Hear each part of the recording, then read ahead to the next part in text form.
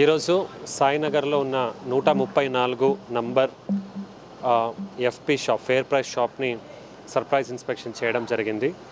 ఎందుకంటే మనకు ఆర్టీజీఎస్ ద్వారా తీసుకునే ఒక ఫీడ్బ్యాక్లో అనంతపురం అర్బన్ మండలంలో ఎక్కువ మంది కార్డుదారులు బియ్యం ఒక నాణ్యత బాలేదు అని చేయడం వలన మనం దాన్ని అనలైజ్ చేసి సర్ప్రైజ్ ఇన్స్పెక్షన్ చేయడం జరిగింది.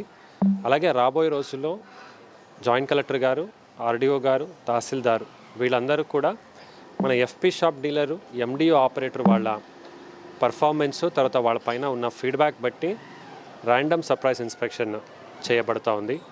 అలాగే ఈరోజు కార్డుదారులు ఒక ముగ్గురిని కూడా ఇంటికి కూడా వెళ్ళి వాళ్ళతో కూడా మాట్లాడడం జరిగింది. ఈ షాప్లో అయితే మనకు పెద్ద ఏమి కూడా తెలియలేదు.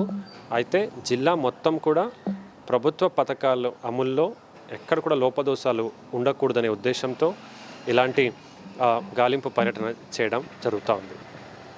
1/2 kg రైస్ తక్కువ వచ్చింది. సో 83.58 ఉండాలి, 83 ఉండేది దాదాపు. సో అదేం పెద్ద వేరియేషన్ కాదు. అవును. సో కాబట్టే ఈరోజు ఇన్స్పెక్షన్కి వచ్చాము. అలాగే మనకు డేటా బేస్ కూడా ఉంది. మన కమాండ్ కంట్రోల్ రూమ్ నుంచి ఇప్పుడు ఆ డేటాబేస్ని పుష్ చేసేసి ఎక్కువ మనకు గుంతకల్ మండలంలో కంప్లైంట్స్ ఎక్కువ వచ్చాయి, అనంతపురం అర్బన్ మండలంలో ఎక్కువ వచ్చాయి. సో ఈ 2 మండలాల పైన మనం ఫోకస్ పెడతాము. మనకు 8 కాన్స్టిట్యున్సీ స్పెషల్ ఆఫీసర్స్ అని ఉన్నారు. వాళ్ళ ద్వారా ఇప్పుడు ఆన్లైన్ కొన్ని రోజుల క్రితం నుంచి ఆన్లైన్ యాప్ కూడా వచ్చింది. సో ఈ యాప్ ద్వారా మనం ఇన్స్పెక్షన్ చేయడం జరుగుతుంది. ఇది చూడాలి, అంటే ఇది మనకు వచ్చిన ఒక ప్రిలిమినరీ డేటా. సో ఇప్పుడు ఇది కూడా మనకు డేటా ప్రిలిమినరీగా వచ్చింది, చూస్తే అంత పెద్ద మనకు తేడా లేదు. అలాగే మనము కొన్ని ఆపరేటర్స్ని, అలాగే దీపం పథకం కింద ఉన్నటువంటి కొన్ని డెలివరీ బాయ్స్ని కూడా మనకి ఎక్కువ కంప్లైంట్ వచ్చిన వాళ్ళని ఈ వారం శనివారం వాళ్ళని పిలుస్తూ ఉన్నాం. ఫిజికల్గా పిలిచి రెవెన్యూ భవన్లో వాళ్ళకి ఎక్స్ప్లెయిన్ కూడా చేస్తాం. కొంతమంది వాళ్ళ ప్రవర్తనని కొద్ది సరిదిద్దుకోవాల్సిన అవసరం ఉంటుంది.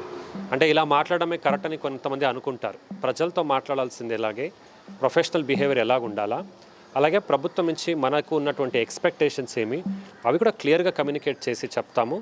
దాని తర్వాత కూడా రాబోయే వారంలో వాళ్ళ పర్ఫార్మెన్స్ కనుక బాగాలేకపోతే వాళ్ళపైన చర్యలు ఉంటాయి, కొనసాగుతుంది. ఇలాగే మనకు ప్రభుత్వ పథకాల గురించి ర్యాండమ్ ఇన్స్పెక్షన్ అనేది, సర్ప్రైజ్ ఇన్స్పెక్షన్ అనేది ఉంటుంది. దీని గురించి ఆల్రెడీ అధికారులందరికీ కూడా అప్రమత్తం చేయడం జరిగింది. వాళ్ళు కూడా ఈ ఫాలోఅప్గా వాళ్ళు కూడా చేస్తూ చివరికి ప్రభుత్వ పథకాల అమలు బాగుండాలనేదే మాత్రం ఉద్దేశం.